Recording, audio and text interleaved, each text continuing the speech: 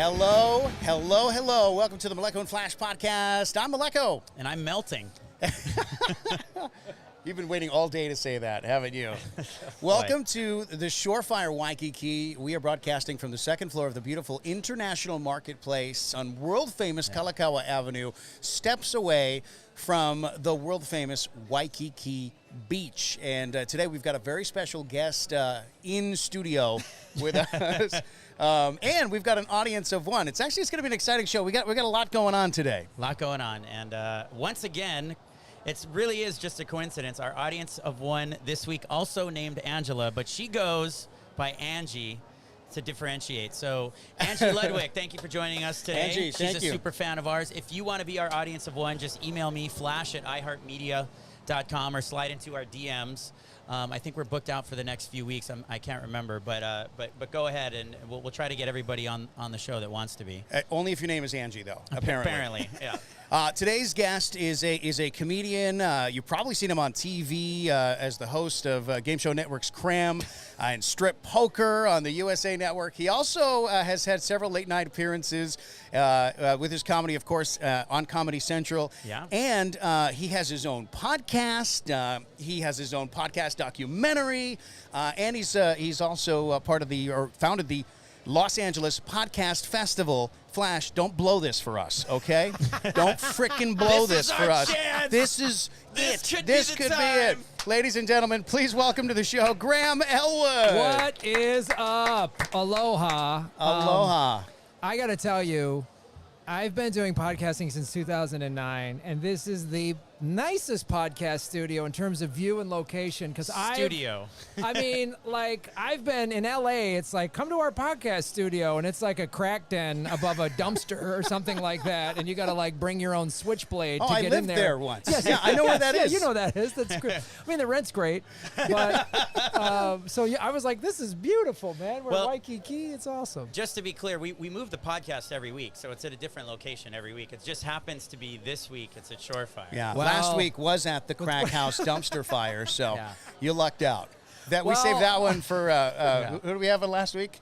Who it was was our the guest wine last- guys Oh, or the Menage a something. Trois. The wine guys. The wine guy. But like next week, we're going to be broadcasting live from Bishop Museum Oh. Wednesday, July 7th with the Powwow Worldwide guys. So we're literally going to be inside the museum in a gallery that's open to the public. Yeah. What could go wrong?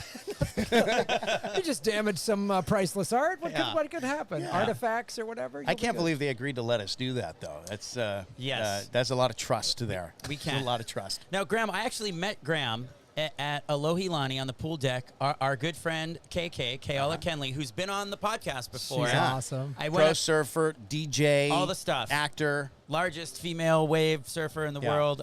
She just had a hip replacement surgery because she's been taking such a beating over the years. Yeah. And that's apparently an injury that's fairly common for big wave surfers. We need to talk to Makua next time about that. I'm curious his thoughts on that. But Makua's attitude, he'd be like, it happens.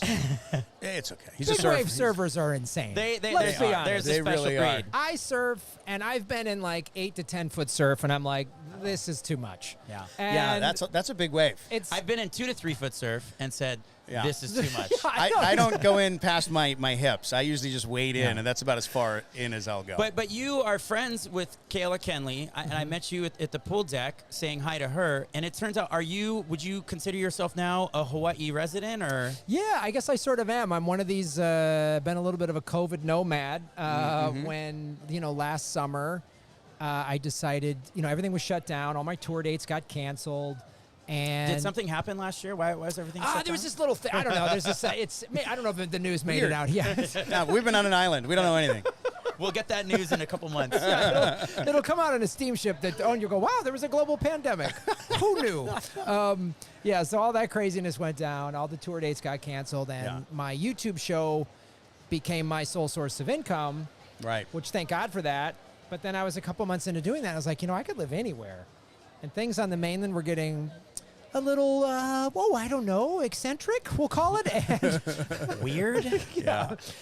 They got weird here too, though. So it's not like we were immune from that. But if it's going to be weird, I mean, at least you've got a view. yes, and I don't think you guys had the military occupying the streets weird that we had in Los Angeles, but we did not. I don't even think I No. heard about that. No. Did you hear about that?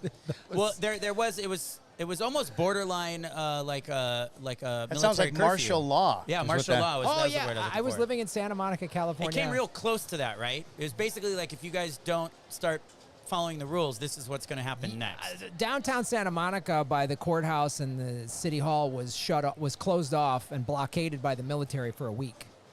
And the last time I saw that much military was no joke when I was doing USO tours in Iraq.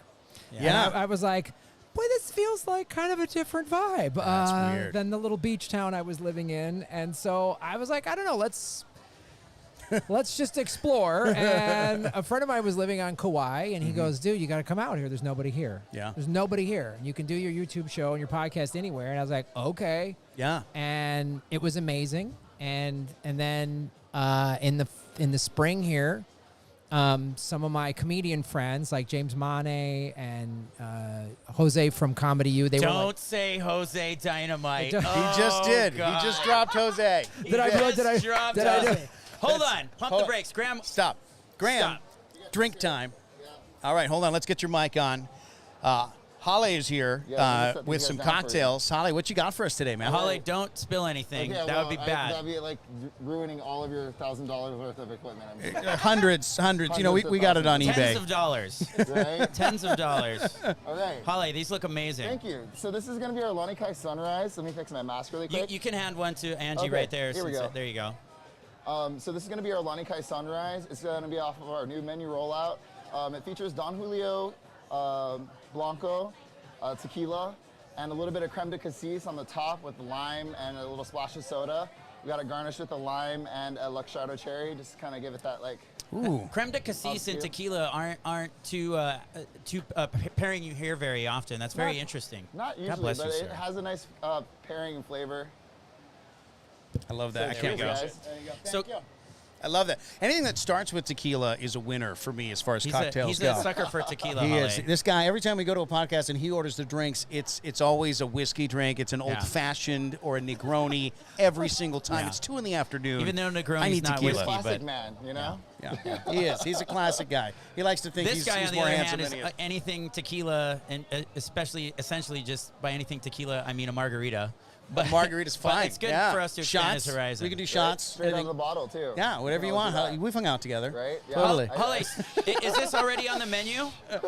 Is this already? It's actually going to be rolling out on our new menu next week. So, Okay. yeah, Okay. Lanikai Sunrise. Okay. Excellent. For those of you listening to this or watching it for the first time and it's already next week, it's already on the menu. There you go. We're time traveling. And it's off the bar, so you can always ask one of the bartenders There you for us go. to make it. There you Yeah. go. Thank you so much, Yeah, Holly. no problem. Appreciate Holly, it. And thank enjoy you. your first round of drinks. The second right. one's coming up. Check with Oh, you in wow. just a Can few you make a minutes. virgin one of these? I don't drink.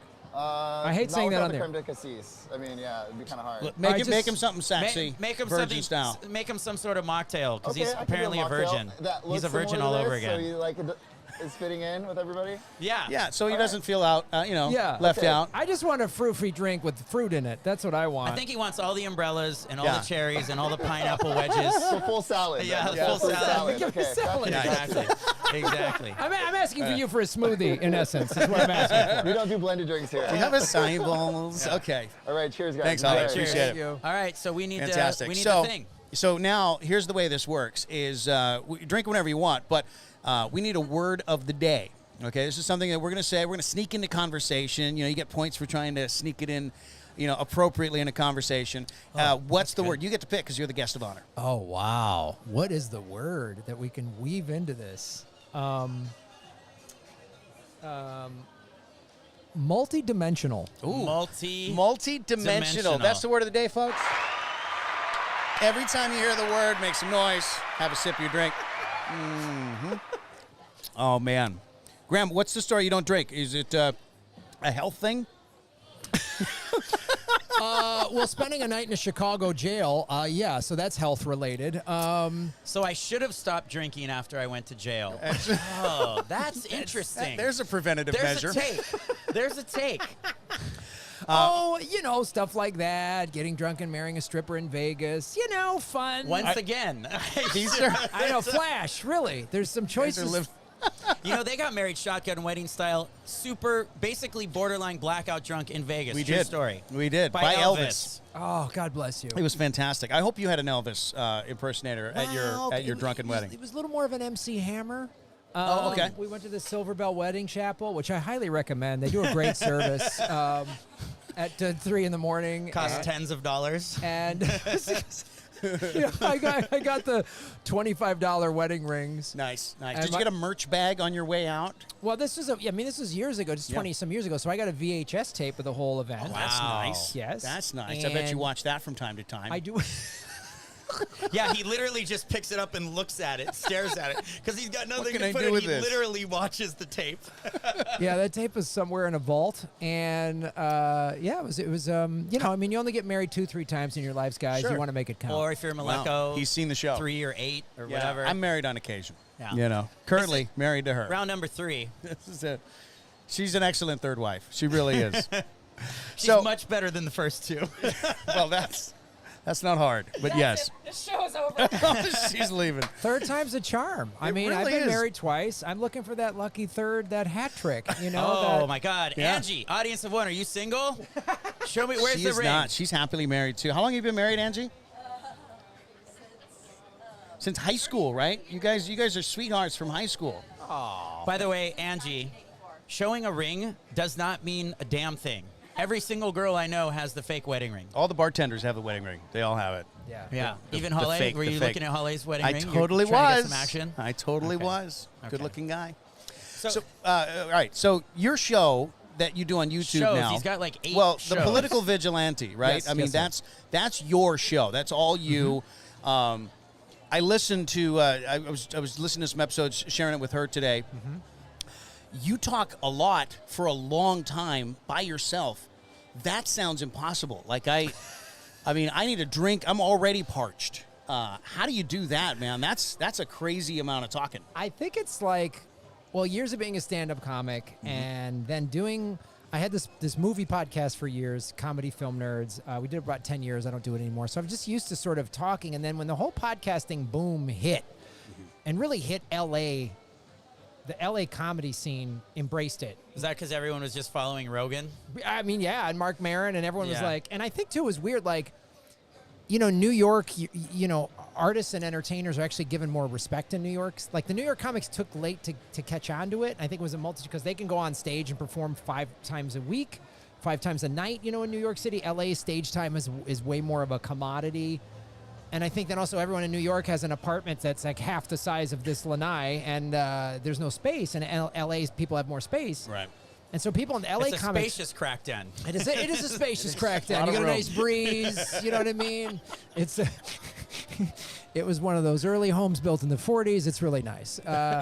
So yeah, I don't know. It just sort of became this thing, and everyone started doing it, and then this, you know. And I've done 300 episodes of TV.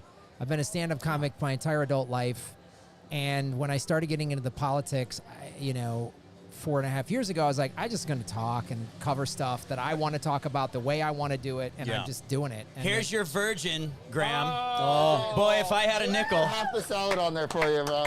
I love it. Oh, you I had got a fresh nickel. strawberries. Oh my God. It's like a strawberry lemonade house. Strawberry Thank you lemonade. so Yeah. much. Enjoy. It's nice. Enjoy. This should come in one of those souvenir pineapples that they sell to tourists. You know what I'll I mean? get you one on the way out, right? Halle, there's extra vodka in that, right? Extra. Exactly. Yeah. Extra. Thank Spike you. It's it. Use the virgin whole vodka. bottle. It's virgin vodka. That's called water. Oh, okay. Yeah.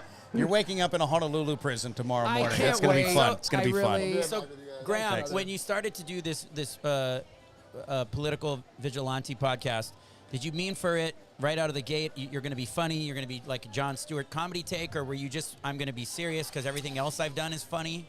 It was definitely like I'm gonna have a funny take on some of this stuff, but also not afraid to just be serious about something if I want to. And a good friend of mine, Jimmy Dore, who has a very big YouTube show. He's about 900,000 subscribers. I've known Jimmy for years. We started doing stand-up in Chicago together, and I called him up like about a month after the 2016 election and was like, hey man, can I come on your show? Because I just finished Earbuds and wanted to promote it.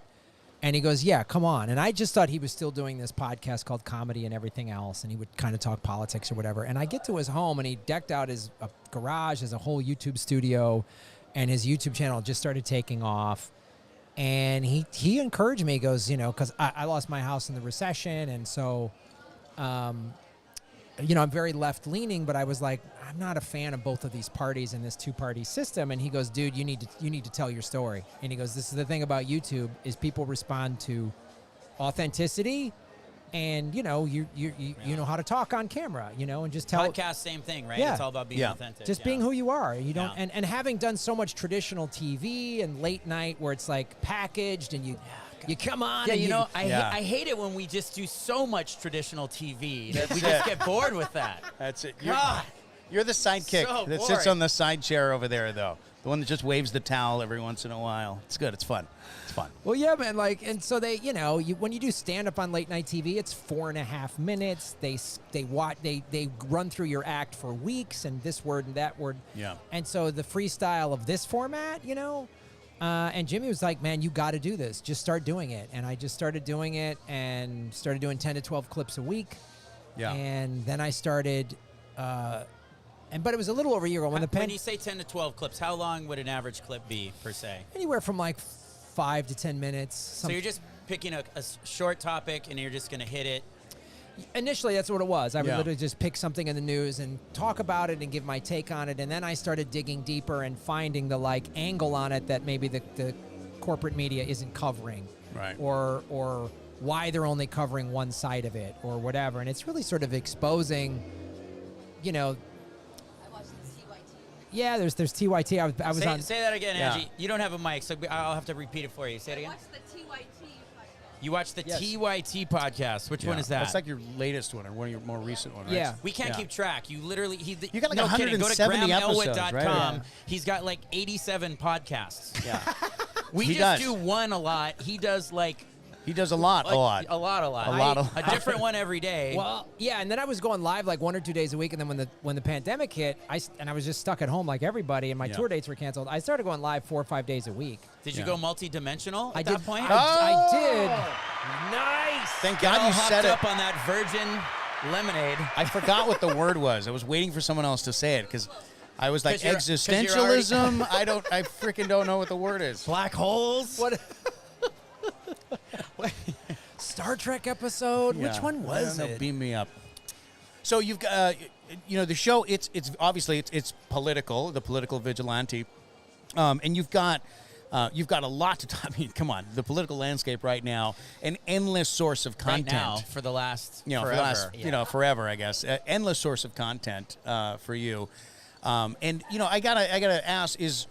Where's your source of information? Are you just constantly scouring the internet? Are you up at night in a Q hole trying to find the mysteries of the universe? I think your definition of a Q hole is different than mine.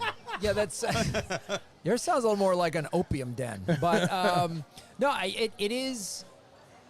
When I first started doing it, I was like devour, and I was like, and it got a little nutty. And now I make it more like a job. Like I'm going to spend this amount of hours a day looking for stuff. That's what we Smart. need to do. And Make smart. it like a job. Are you taking notes? Go on. Yeah. I'm too stupid to even take notes. I'm going to forget everything he said the minute we wrap up. But continue. Yeah, so it was just like, I started looking for stuff, and then there's certain subjects I like covering, Such as? the environment. I like pointing stuff out, and not just the like negative side of it, like this is we're in a bad state, but I like finding like, oh, they've developed this, algae that absorbs CO2s out of the air, and I like finding stuff like that that's sort of obscure and saying, hey, imagine if we did this on a large scale. Yeah. And this could provide jobs, and then sort of my whole thing is I say follow the money, connect the dots. Yeah. And I try to show corruption, and you follow the money, and so any politician from either party says this or that, I always just go, let's see who donated to him, and we're going to find out what's really going to happen. So for those of you I wish more listening people out there, did that, by the way. we are willing to be corrupted for the right amount of money. So if you want to corrupt us with your political party and whatever leaning you have, This please, is why we can't have nice things. again, email Flash. me, flash@iheartmedia.com. We will take your dirty money. Go on, Graham. Well, I sold out to Big Smoothie a long time ago, and they've been financing my my spiral downward. Yeah, so I just started like kind of, or I'd see a story in the mainstream media, and I go, why are they only covering this side of it? Or I want to get more into this, and this is why this person did this, and then I started really finding out the money behind everything, that's Yeah. when you. But it's kind of like the Matrix, man. Yeah. Some So- people, you wake up to the truth and you go, ooh, boy. By the way, if you're watching the show right now and you got a question, feel free Oh, to put yeah, a question the into the live- comment live- box here. We got yeah, our we live go. chat going I always on. forget about that. I always forget to remind people. But if you've been listening to the Graham Elwood show, or if you've been just listening to this show and you've got some questions, if you want to know more about the algae, for example, Yeah. feel free to drop a question in there. I'm curious By the about way, the algae. we are both in mainstream media. He works at I know, iHeartRadio, it's right? it's the evil empire work of at radio. ABC. He works at the local. He's literally the morning show TV anchor Yeah. on ABC in So Hawaii. go on, tell me what I don't cover. And tell why. me my bias. Go on. We've trapped you here Oh, man, this is like Tell us what we're doing wrong. under the guise of tequila drinks. this is like a multi-dimensional prison. Oh! GrahamElwood.com.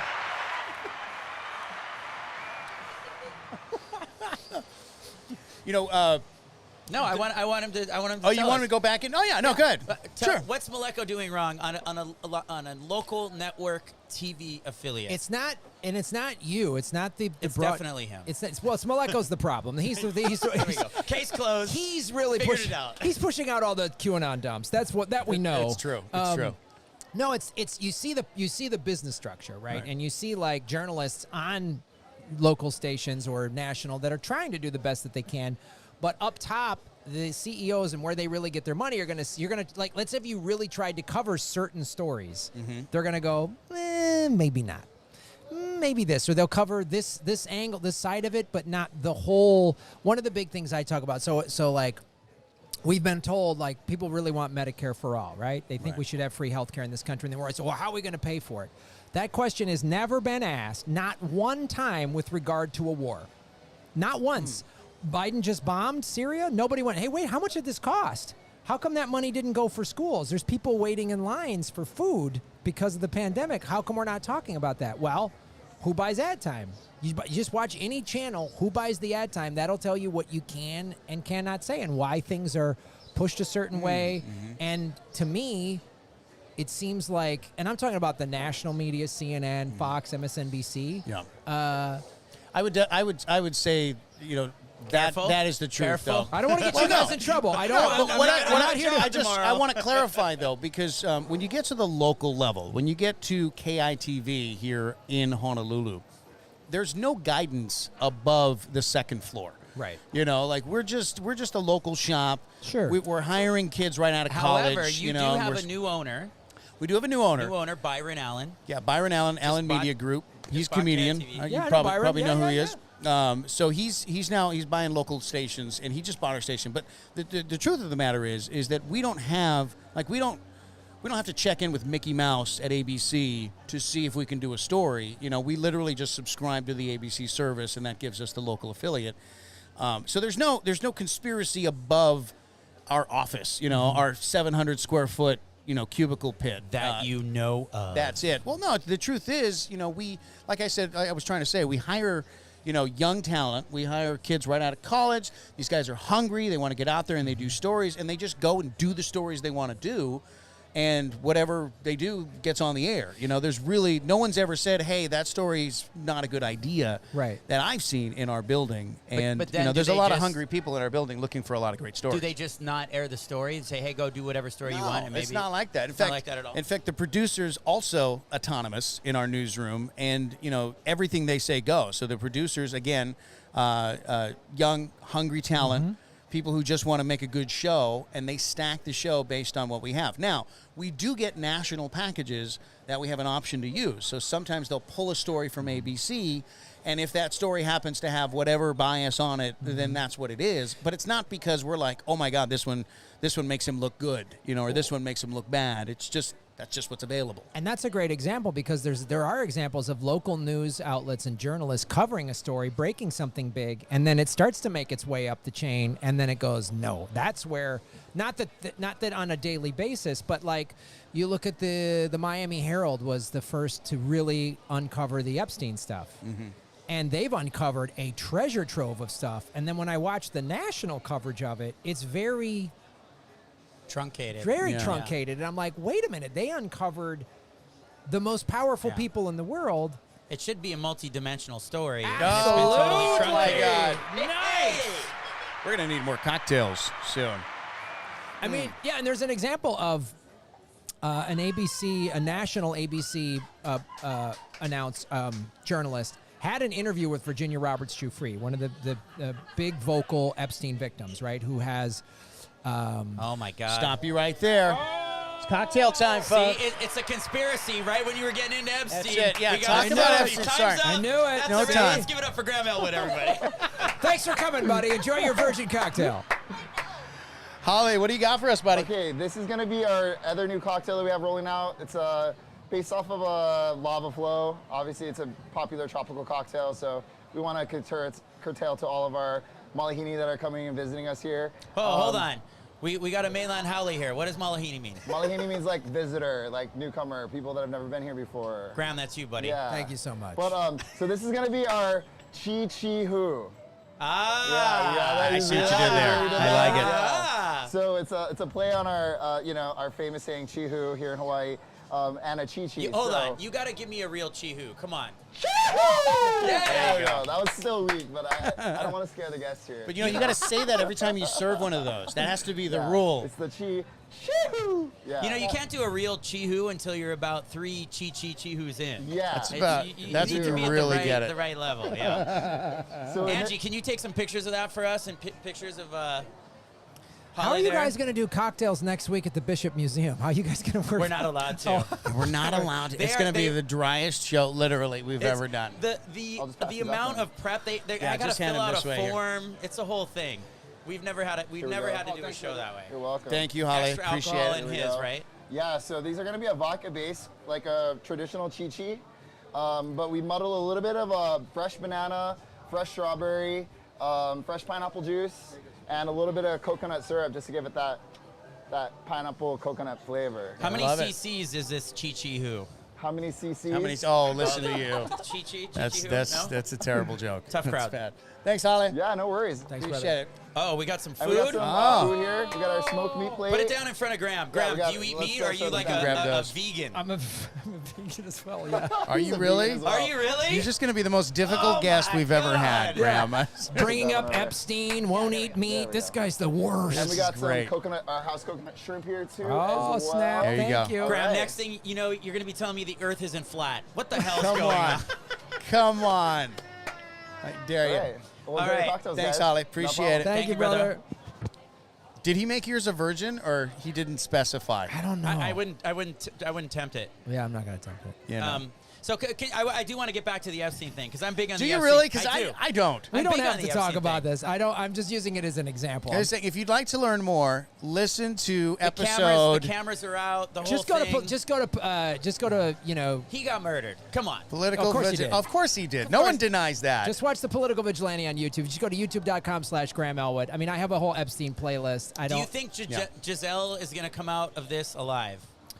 Ghislaine, am I Gis- saying her Ghislaine, name? Ghislaine. I was really wondering about that, but I think because of Ghislaine. Epstein, it made it to. I mean, everybody was saying he didn't kill himself, and I think the people that are in charge that really are letting this sex trafficking stuff happen are like, we don't want any light on us.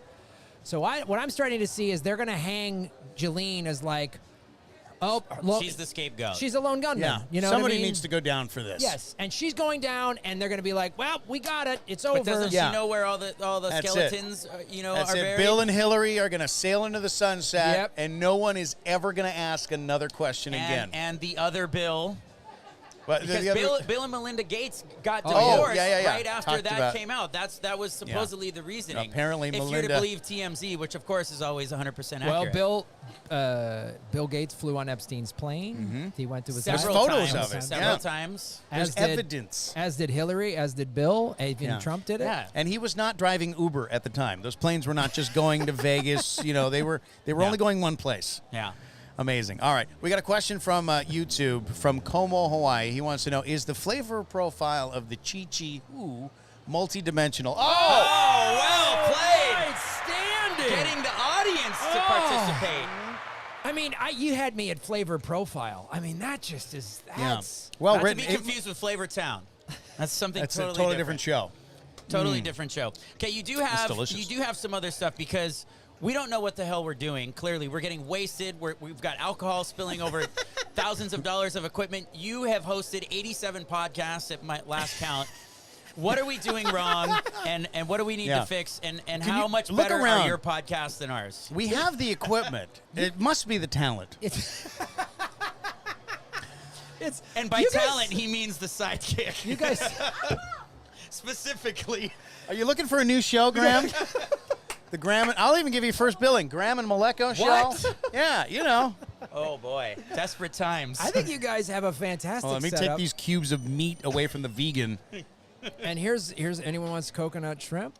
Come on now. Oh, that's good, by the way. I would say this: you guys have, and you're doing a bunch of stuff right, which is live stream and then break it up into so you're taking the same content and cutting it up and putting it in a bunch of different places, and you can toy around with if people want to watch it on a bonus stuff behind a paywall, a Patreon or something. This is pretty awesome setup. That's the one man. thing I notice is you tell people give money, and we don't really do that. We're like, by the way, give us money. We're broke. But we're not. Now, we're open to people giving us Totally money. open. Don't make it like we don't We're want totally money. open. I'm looking at you. Give us money right now. Please. Just go to our website, Please. molecularflash.com. Click the buy us a drink button. It's Does that very- work for you? When you do that, do people just go to your page Well, and go yeah. like, yeah, I got $5. Here you go, Graham. Well, I tell them, I say, look, you're viewer funded. And one of the things I say is, look, I have no corporate no funding, no sponsors, so no one can tell me what I can and cannot say. Well, I mean, those Okay. corporate people are trying to kill you and shut you up, so they're not going to sponsor you. No, I got demonetized by YouTube. What? Yep. Wait a minute. Please explain. That sounds scandalous.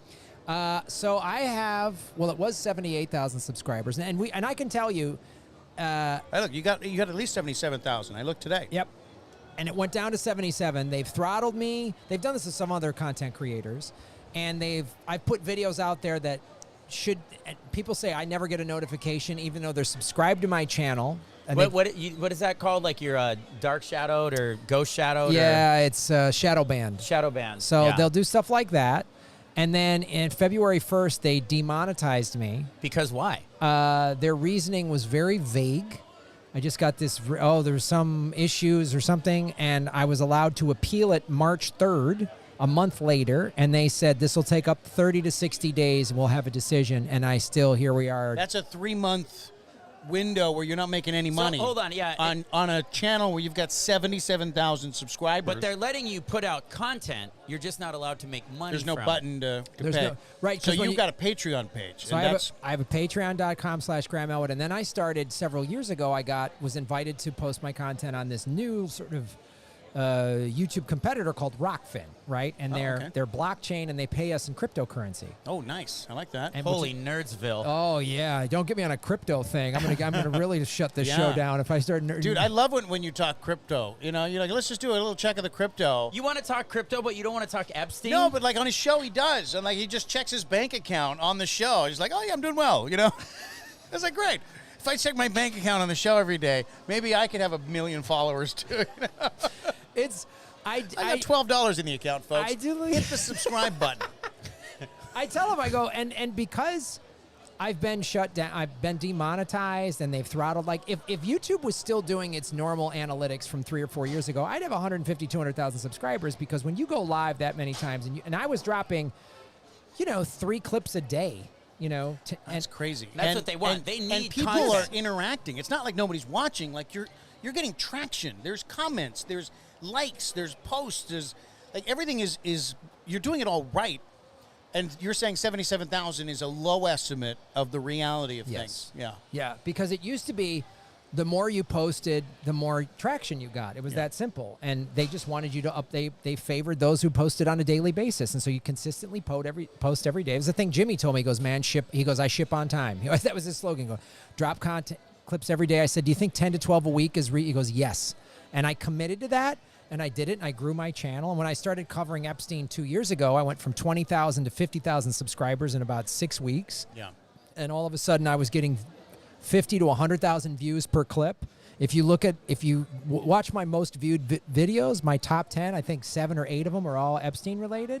And people wanted to hear this, and I was covering it in ways that the other people weren't. And because you had to either. How many of those do you think are NSA or bots or Russians or people who just want to manipulate your viewers or your data?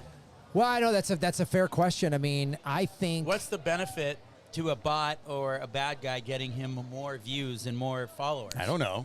I think I don't know. I think they manipulated it down the other way. I think did. because it blew up out of nowhere. Like the show blew up out of nowhere, and I was covering it in ways because you had the conservatives covering the Epstein case, like it's only the Clintons and the Democrats that are doing bad things, and then you had some people just trying to make it only about Trump or whatever. And I was like, no, they're all awful, they're all bad, and so like.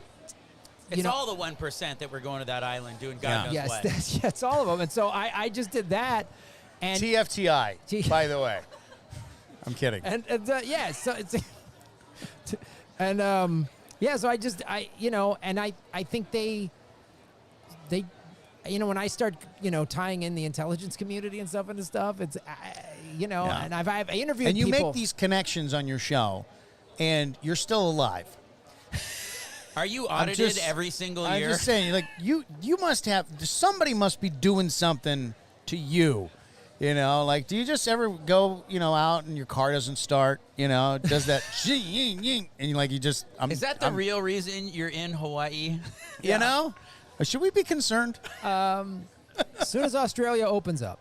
No, it's what if you have leaked documents, that's when they come in. I don't have that stuff. And I've had some people send me thumb drives, and I'm like, no, thank you. Never going to see what's... Oh, God, I've been sent. Really? Wow. And I tell people, I go, I will not open this. I'm not going to connect it to You're not even going to plug it into your computer. No way. That sounds like a bad idea. Sounds like a horrible idea. Yeah. God only knows what's on there. It might be an entrance into like a multi-dimensional universe. I love it. I love it. I think he's worked it into the show more often than any other guest we've had this year, at least. Other than Guy Hoggy, who chose the word "the." That bastard. Oh, yeah, Guy Hoggy. I watch him every morning. Oh, yeah, he's been on the show. He thought he was going to be clever and be like, I'm going to pick the word "the." Yeah. He's my competition, anyway. by the way, so thank you for that. 20 Thanks minutes for watching later, him every morning. Boy, he's great. he is. He is great. He is great. We love Guy. What do you do? We love Guy. I'm actually not the weather guy. He's just on the other channel. Yeah, Guy is great. No, the reason I'm able to do the word thing is this is a thing comics would do. We would do that to each other before a show, especially if there was like, we're at some bar gig and we knew like this is going to be an awful show, where someone would pick some word or joke and be Like like how you felt about this podcast right before you came on. Totally. Like, it's gonna be 100%. 100%. The word is one he chose with his comic friends. Yes. Oh, Kiala, why did you introduce me to this guy? No.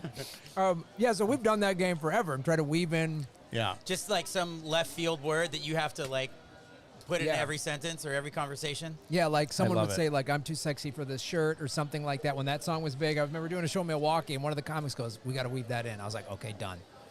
And we just do it, and then, Into your bit, Into on your bit. stage. On stage. So you're like, it's a good crowd. It's a good club. We're killing. And then you just say this one word, and then you see four guys in the back of the Yeah. room start laughing, and the crowd's like, what's going on? So you have this whole room full of people, and you're doing jokes for the three other comics in the back, That's just good. to make each other laugh. I knew that happened. That's great. That's what we do, man. You got a lot of TV shows under your belt, too. You did a lot of television. Game shows look like something that you're having a lot of fun with. Do you like being a game show host? Do you like participating in game shows? You know, I do like being a game show host and taking people into the bonus round. The game show thing, yeah, it was. Man, I'm so grateful and blessed that happened to me. I was a stand-up comic in LA, auditioning, doing everything, and they're like these producers, John Axelson and Barbara Weintraub. They're like, hey, let's do this strip poker thing. We don't want a traditional host. We want more of a comedian. Yeah. And it was a blast. I mean, it was like, How naked did everybody get? bikinis. It was. We were one of these things. We're like, man, if this show would have come out 3-4 years later, and we would have been on HBO or something, it would have been. Yeah. Well, Although why- USA, I mean, that's... Yeah, it was. That's, So why don't you try to get it rebooted? Maybe now's the time. Well, I don't know. We HBO Max, Netflix, We've been, I don't know. I've been thinking about it. I remember we were talking to John Ack. He passed away a couple years ago, but we were talking about trying to bring it back. And I've been doing this online game show, Anything Can Happen, which is like a political game show. And that's been a lot of fun. And I'm actually... How do you do a political game show? Well, you make it's right up my alley. All my sort of indie media friends who are calling out both systems. So we'll have questions like, who said this, Republican or Democrat? And it'll be some quote that's pretty awful. That's clever. Yeah. So we take out both sides and, name that empire. We'll do stuff like that. iHeart. Yeah. ABC. We just added a new one, politician or supervillain, and we'll say, like, I committed, Yeah. It's like we used to have our original podcast ran from 07 to 09, and we played a game called, is this a stripper name or a rapper's name? Oh, that's right. Yeah. That was a fun one. That was a fun one. And nobody ever won that game. That was Because it always was too hard. It was too hard. Because it was Difficult. always You not what you never thought know. it would be. Absolutely not. Yeah. So that's fun, man. You're talking about, did you get a lot of creative freedom to just kind of be yourself on those shows, or?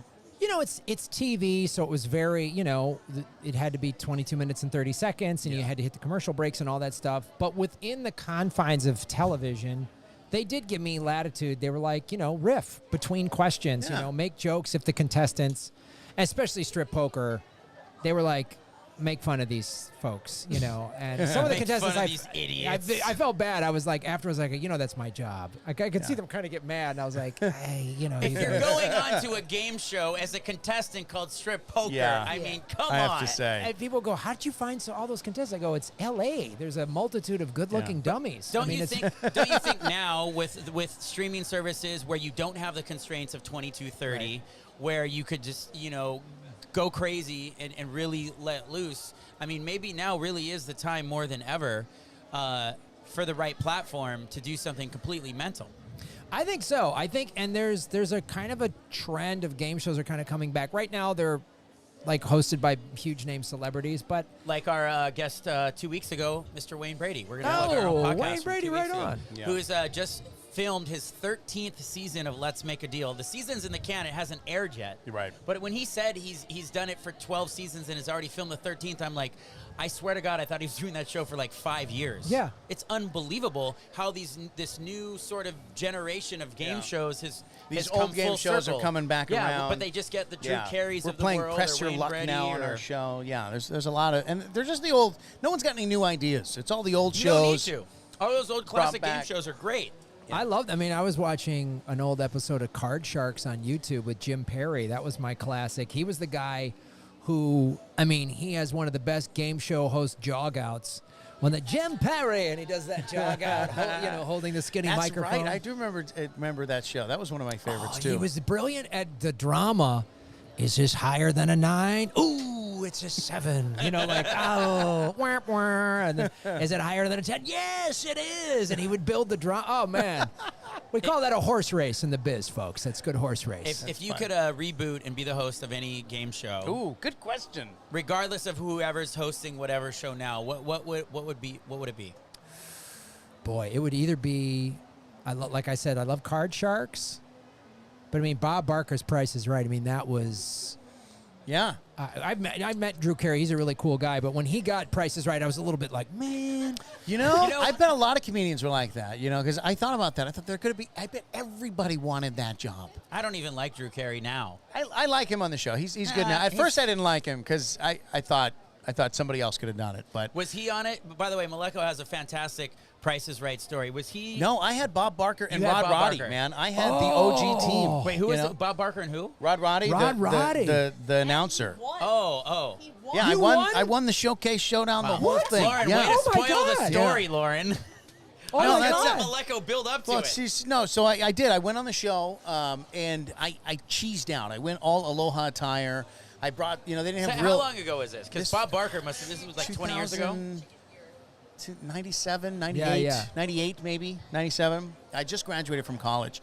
And so I went in a full Aloha attire, cheesy with lays and everything, and we stood in line all night. We were there at midnight.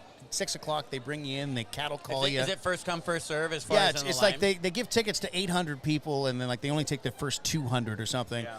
And so they cattle call you in 200. They give you a name tag, and then they give you a 10-second interview. They're like, "What's your story?" They just go down the line. What's your story? Who are you? What's going on? And so you're like, I'm a radio DJ. I live in Hawaii, and I just got married. They're like, And "Hawaii, they're like, yes!" yeah, okay, cool. And then they kept going on, and they called my name. Bob Barker tripped over my name. Mark McConnell, come on down. Tell I him got what up Mark there, won. You know, and it was awesome, man. I bid $1 for the thing to get on Oh, stage. dude, you did the It dollar. was so great, man. I forget what it was, digital cameras or something. Everybody way overbid. I'm like, it's $1, Bob. And he's like, it is. Come on up. And it was great. Oh, Yeah, good times. that show, I literally would, I was, the Showcase Showdown sometimes, I cried. They were so emotional. Like, it Yeah. was like, and you'd get the person's story, and he'd always pull the card out, and he was great. That's why you don't drink anymore, because you were crying at Bob Barker stories on The Price is Right.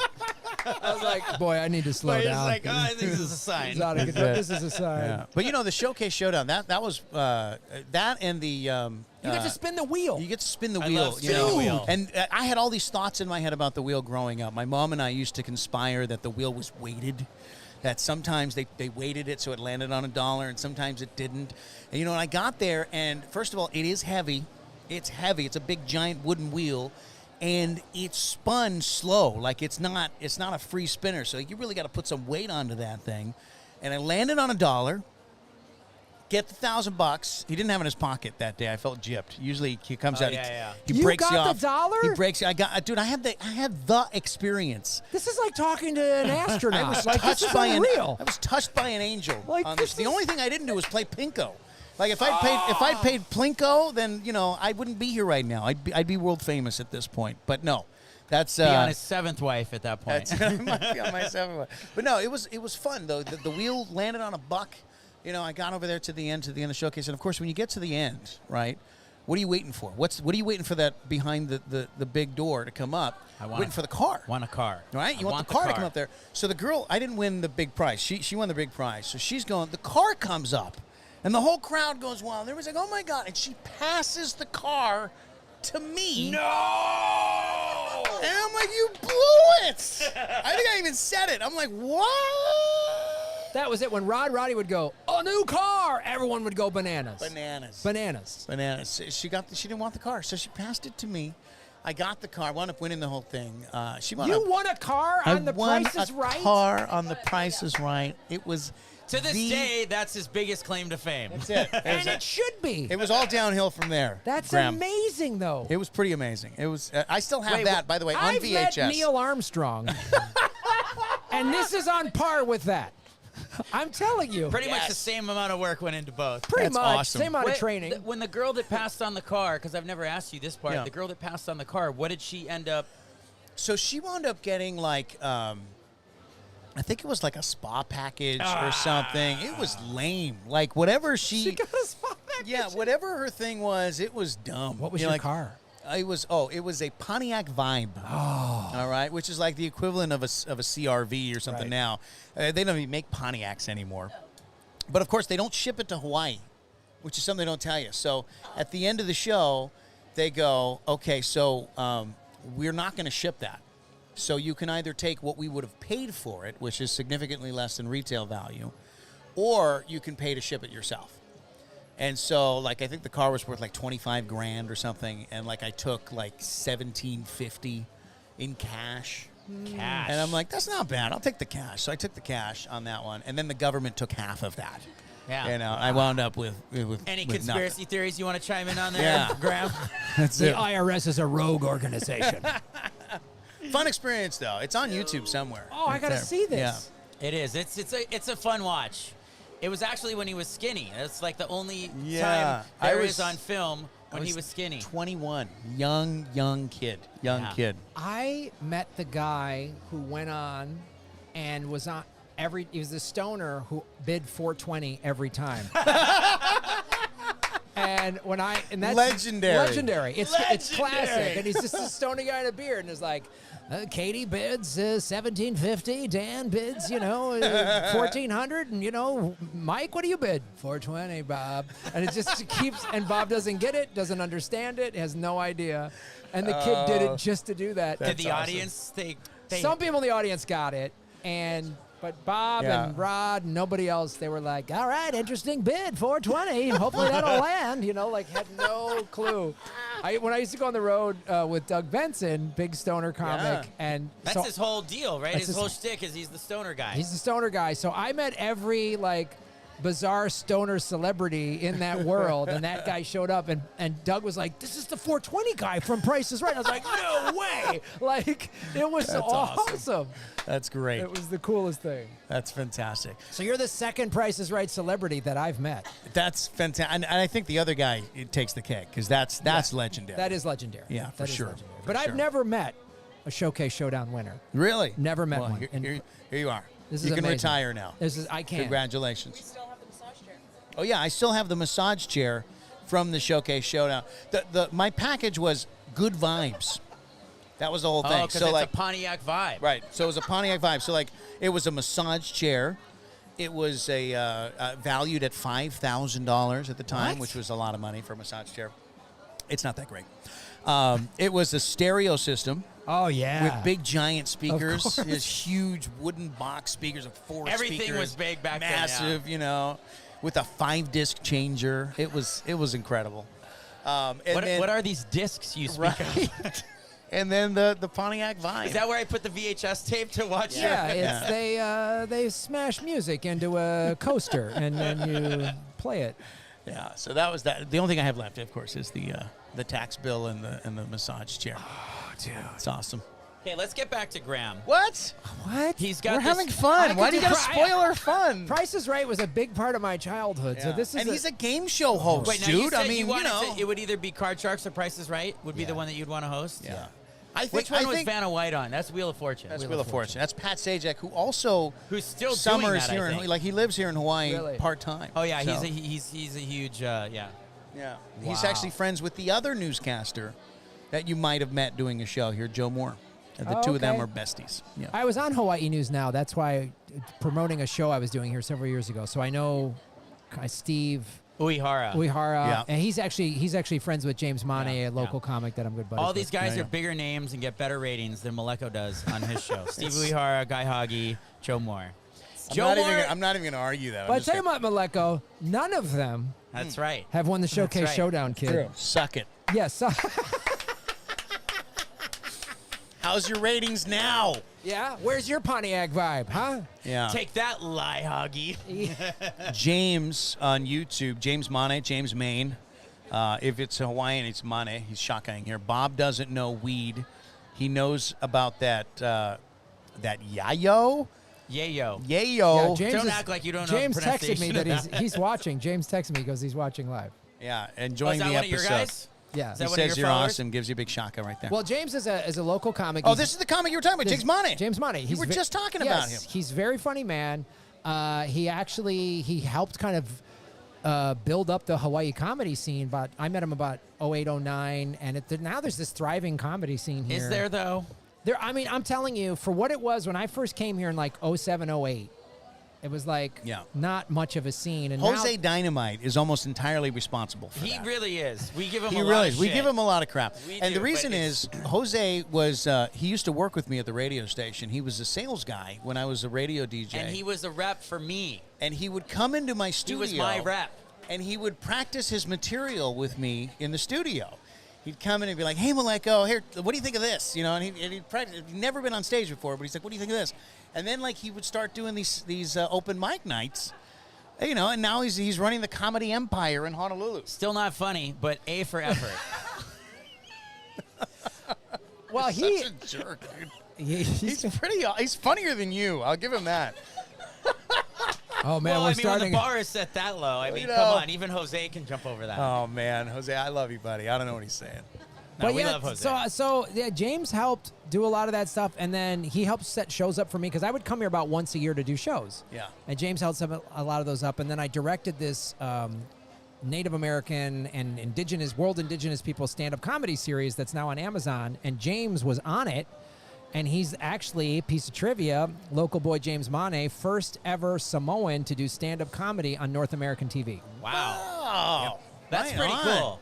We got to get him on the show. You got to get James on the show, man. He's a funny dude. I've known him for years, and he Nice. James, drop in to Flash's email, flash@iheartmedia.com. Or just slide into the DMs, whatever. Yeah, just let us know. We'll get you on the show next time. Yeah. You know, maybe we'll replace Flash. I don't know. Or just show up at the Bishop Museum. Yes. What With could go drinks, wrong again? With a flask or something, please. Yeah. So the comedy scene here is thriving now? So when I came here in April, it was because, LA was still shut down from performing, and they were like, James was like, dude, we're doing shows here. Yeah. And now there's like a weekly show at the Blue Note. Right across the street Right across from the the street. Shore Fire, literally right across the Which street. I've performed at. I also, Jose Yeah, you were hooked there it- last month. Yeah, we did a headline there. There's a Tuesday night now. They just opened up the Slack Key room at Hawaiian Brian's, which is that room they remodeled. Oh, they just redid it, Oh, it's yeah. awesome. It's awesome. Yeah. Is that the one that with the Right in the front, with the the very poker first walls, Yeah. with the game room walls? Like it looks like a hidden speakeasy. No, that's the bar. That's the other one. Oh. It's literally right when you walk in. It's the very first room That on the whole right. place is amazing right now. I love it. I've been performing there for a while, like almost 10 years, and they've done so much stuff to update it and make it not Yeah. just a music venue, but also stand-up comedy. And so the first time I had been on stage, was at Hawaiian Brian's. That was my first time on stage in 15 months because of the pandemic. Post-COVID, Wow. yeah. And so it was like I got here and I was like doing, and there's shows like every night of the week. Some of them are just like open mics and bars or whatever, but there's solid shows. And I'm watching these young comics. I'm like, wow, well, they're getting a lot of stage time. Yeah. Because in LA, if you're brand new, it's like, here's 3 minutes if you're At lucky. 3 a.m. At 3 a.m., yeah. Right. And But you by have the to, way- and you Kill have it. to, have to buy a pizza. Get up. to do, 3 minutes is a lot of time if you've never done it before. yeah. And if you got a belly full of overpriced pizza, it's at a lot. 3 o'clock in For the morning. Still awake at that hour. So I'm seeing comics here, and they're like getting 10-minute sets Yeah. and 15-minute sets, which is important. And it's like, for an island, I mean, there's 1.5 million people on this island, and so it's. I've seen similar-sized cities not have as big of a scene. Yeah. Well, the difference in Hawaii is that it's not like you can just drive to the next city to polish up your act, right. or have a great comedian drive in from the next city and headline. It's like we've got a talent pool that is the size of this island, and that's it. Yeah. So it's That's why like, we have our own podcast. That's why that's I mean anybody can do it if you're part of the Clearly. scene. It's Right. like so you start to do it. Now that, of course, like you mentioned, you're coming out here to Hawaii during this pandemic. These nomads, these people that find a new place to work remotely. There's more opportunities, I think. It's rare, I think, before the pandemic that we would get comedians who had TV shows and podcasts and radio.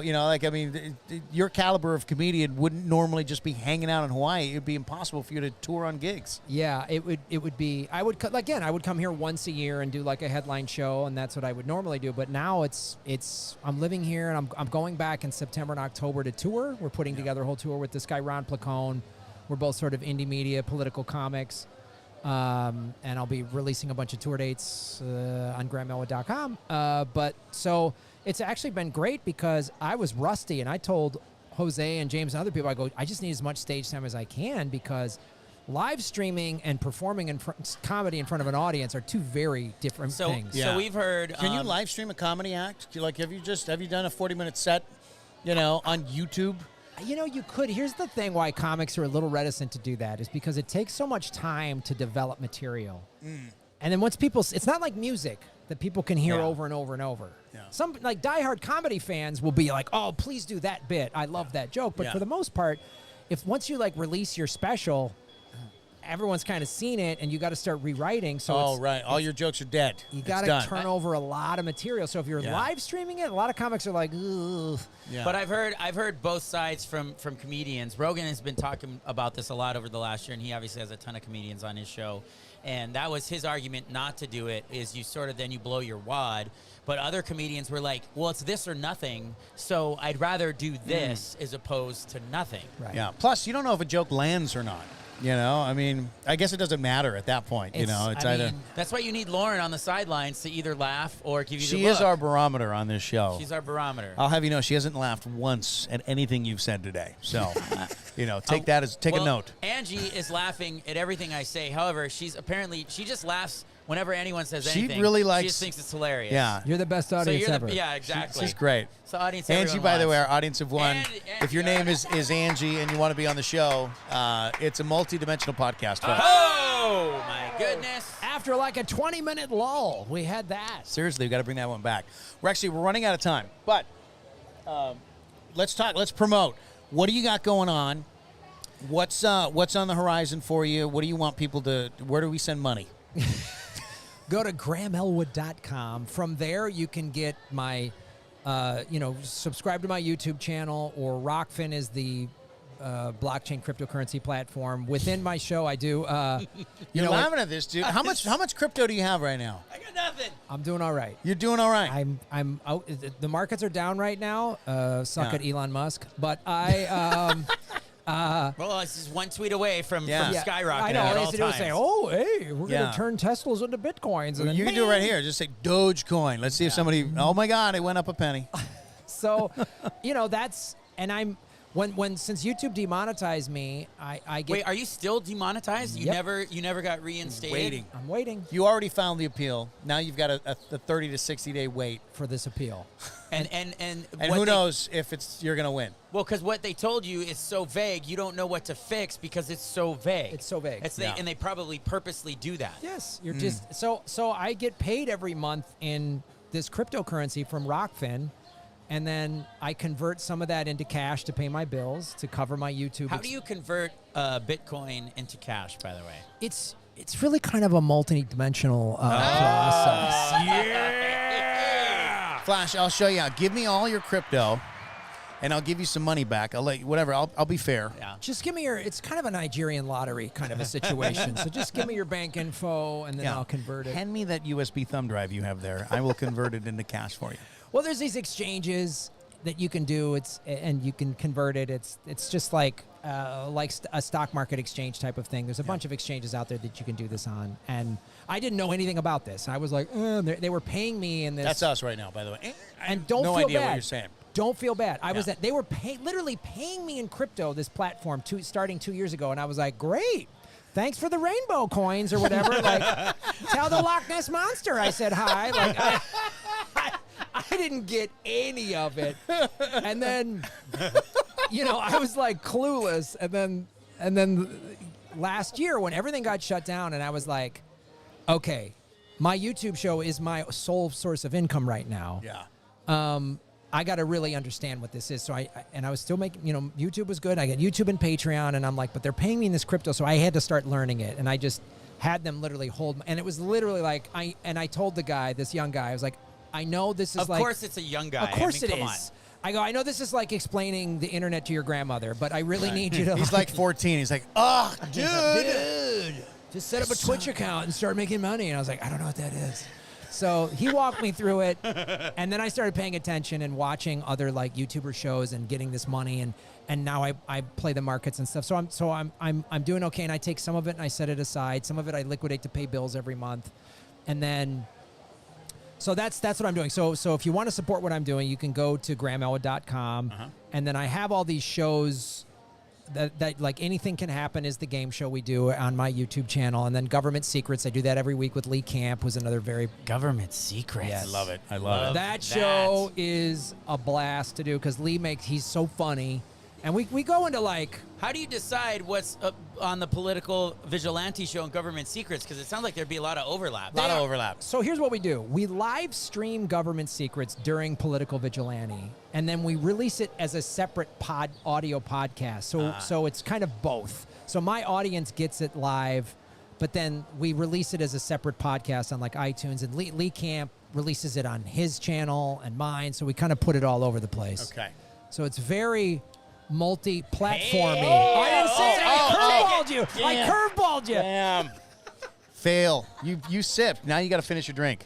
I do want to ask before we go, because you actually did a documentary called Earbuds Pod Movie, which is a documentary exploring the connection between podcasters and their audiences. So I want you to educate us, and we'll do it on a podcast, so it'll be super duper meta. It's And yeah, it was one of the coolest things. So I was one of the co-creators of the Los Angeles Podcast Festival. We did that for 6 years. It's no longer. It was just We missed our shot. You missed your shot. So don't feel bad when you guys were like, dang it. I'm like, don't feel bad. He's just saying that so he doesn't have to invite us anymore. I is know. what it is. It's next month. They don't know. You guys are on Hawaii. They'll never know. Yeah, the festival's closed. You guys are fine. Just drive your Pontiac Vibe over the ocean. It'll be fine. We'll get the announcement here on a steam watch your ship in about VHS 6 tape. months. It'll be great. I'll send a carrier pigeon over. You guys will be great. So, yeah, I got really into the podcast world, and we just did this podcast to show the connection because a lot of us comedian podcasters in LA specifically, but all over the world, we're like came up in traditional media where you don't have this direct connect. Like right now, we're answering questions from people watching right now. It Right. doesn't get filtered through. And people would email you, man, your podcast saved me, helped me get through this and that. And so we just interviewed a bunch of podcasters to tell us their stories. And then fans who were like, hey, man, I listened to your show when I was going through chemo. And, you know, this one woman who I've, become friends with, she's in Tokyo. And, her during when the tsunami hit and the earthquake 10 years ago, her husband was in the hospital. She was home with her son, who was like 6 at the time or something. And, she was terrified, and all the internet, all that was down. And the only thing she could get was Twitter for some reason. And we mentioned her on our show, Comedy Film Nerds. Her name was Sanai. We called her Sandy, big fan Japan. We're like, we got a fan in Tokyo. This is awesome. So she kind of became part of the show. So when the earthquake and the tsunami hit, our fans were reaching out to her on Twitter like, are you okay? And all these podcast fans were like, this international community was like helping her get through this. Wow. And so we interviewed her, and it's like, she's in tears saying like, these strangers from all over the world. She goes, I'm just this like Japanese housewife. Why do these people care? And it You're was part just- of the community. You're part of the community, and it's a global community, and that's why it's so amazing, and that's why it was, and the movie was great, and we raised the money on Kickstarter. We raised $140,000 on Kickstarter, so the fans funded it, That's fantastic. and we flew all over the country and the world, and it was one of the most amazing experiences I've had. I've made 3 movies as a filmmaker, and it was really profound. I mean, it was really cool. What was the most surprising thing, as someone who's done as many podcasts as you've done? What was the surprising thing you learned doing the documentary about, whether it be it podcasters or the audience? I think it was like so many of the interviews with like comedian friends that I knew, they would say things that I would go, God, that's such a great point. Like Aisha Tyler said, she goes, I don't have a 1-hour conversation every week with my family. And yet, Or anyone. or anyone. I mean, none of us do. None of us do. But Yeah. in this, when would we all, the This three is of us? the only time I even talk to this Yeah, guy. I That's know, true. it's- I don't even like him. I know. So this is the longest hour of my week. It's really arduous. But yeah, I mean, it's like, think about that. Would you sit and have these types of conversations without this medium here? Probably not. Right. Would we have this conversation where we talk about Epstein and traditional media, and then joke within it? Like it's really amazing. And so there was that. She said that. I remember Joe Rogan. We interviewed him. He's in the podcast, and he goes, the thing I love about it is you get to interview whoever. Again, Joe Rogan, has done a lot of traditional media. Was like, he goes, I don't interview anyone I don't want to. Right. There's no like, I don't want to interview that guy. Well, the network would really. No, you don't have to do that. Right. And There's no network. Well, I there's mean, now he's got a network. Yeah, but even Yeah. that's. If Spotify tries to tell him what to do, I guarantee you he's going to be like, Yeah. well, as soon as this contract's over, kids, I'm Yeah. out. And he'll rip on Spotify every Every day. single day. And he'll have until every he's other gone. platform falling all over Yeah. themselves. Yes. to Yeah. sign And No. he them will up. tank their Easy. stock if they turn on him. Yeah. You know what I mean? Easy, Like, easy. He So- is the Elon Musk of podcasters. He's- It really is. and it was like, and who else said, Todd Glass, talks about, he came out on a podcast. And I'd known Todd for years, and he came out on the Mark Maron podcast, and he said, the reason he did it was he knows what it's like to be a teenage boy that's confused and wants to commit suicide. Or if I can stop one of those kids from feeling that way, and then it's worth it. It was just stuff like that. And I've known Todd for years, and to get these comedian, many of them friends of mine, to like sit down and open up and talk with me. Not in a jokey, way, but in like a sincere way. That was some of the most profound stuff that experience. And then the meeting of meeting Sanai in Japan was I mean, it was just like one of these moments. And Did you plan for that? Was that the destination? I said, we're going to Tokyo. And Nice. and I'd been in contact email where, and I think we even spoke on Skype, and I said, we're not meeting you until there's cameras there. I go, I'm not wasting this moment. Like, Right. So we had to keep her sort of sequestered until we got there and got the cameras set up. And then we, I was like, send a camera. So it was like it was a cool thing to orchestrate. And Chris Mancini, we were partners at Comedy Filmer. So he and I produced it together and I directed it. It was just a really cool experience. It was So where can we watch the movie, the Earbuds Pod movie? that's available at Amazon, and then Earbuds the Podcasting documentary is available at Amazon Prime, and then you can watch my other documentary, Afghanistan and Graham Goes to Russia, are both available at rockfin.com/Graham Elwood. Nice. So yeah, just go to GrahamElwood.com, and if you're listening to this, if you're not in Hawaii, if you're in the mainland, again, I'm going to be announcing a bunch of tour dates in the next couple days. Nice. We're doing about a 25-city tour. We're basically Anything you can drop on the show right now? Breaking news. Listener exclusive. No one listens but my mom, so you're good. And Angie's. Apparently Angie's Angie. and his mom. Well, Flash's mom and Angie, if you're going to be in San Francisco, September 11th, My mom All right. lives Oh, in dude. Pacifica, 20 minutes out of San It's Francisco. amazing. we're doing Cobb's. It's amazing. We're doing I can just kind of lay out the cities. We're doing Tucson, Tempe, Detroit, Cleveland, Chicago, New York City, D.C. What's your All favorite right. city to do comedy in? Oh, man. There's so many great towns and clubs. I'm probably partial to Chicago because I grew up there.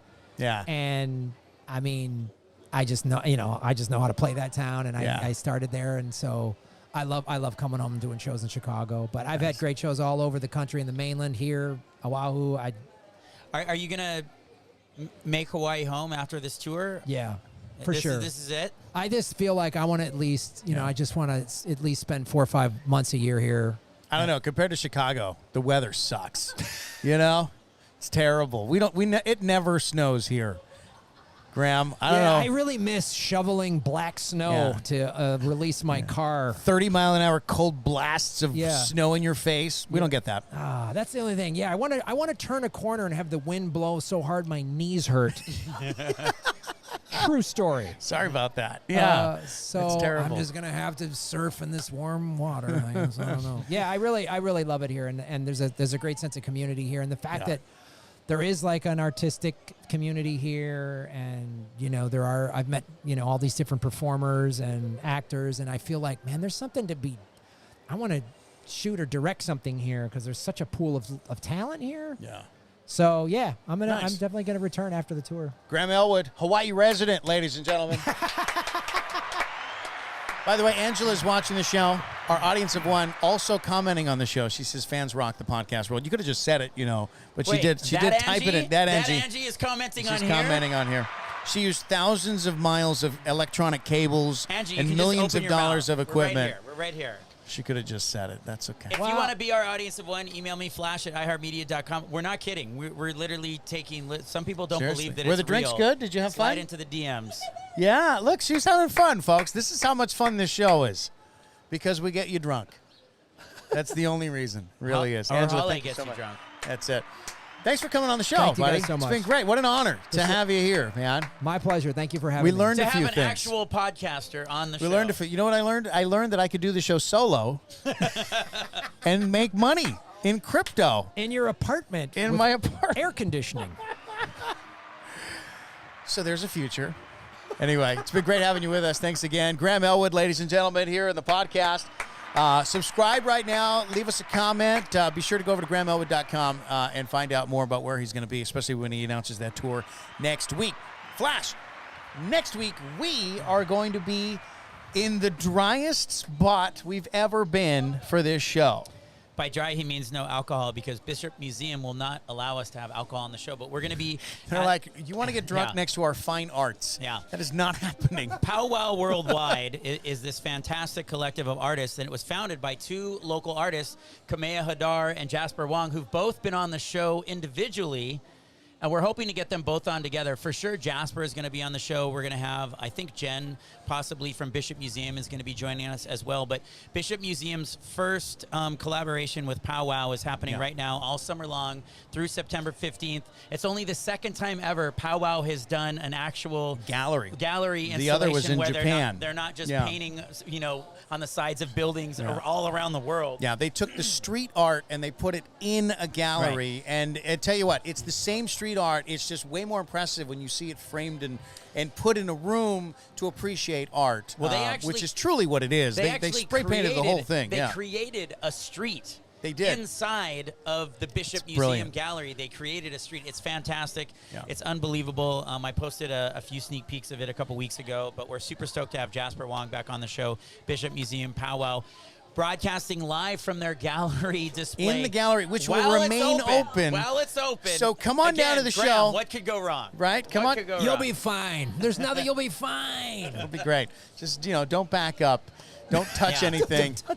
A little later on this summer, we're going to have Zach Merrick, bass player for All Time Low. They're going to be Yes. performing at the iHeartRadio Music Festival, one of the biggest, if not the biggest, alternative band on the planet right now. Zach Merrick, the bass player, lives on the windward side Beautiful. of Oahu. Who knew? We want to thank Como, Hawaii. We want to thank James Mane and Angela's for watching the show today. If you were participating at home and you didn't comment, leave us a comment right now. Let us know what you thought of the show, questions or comments, anything you want to put in there. Be sure to hit the subscribe button. We are streaming every week. We're on multi-dimensional platforms. Oh, nice. Don't forget to thank Bob Barker and Rod Rowdy. That's right. Spayed or neuter your pets, ladies and gentlemen. And we'll be back next week. Take care. Bye-bye.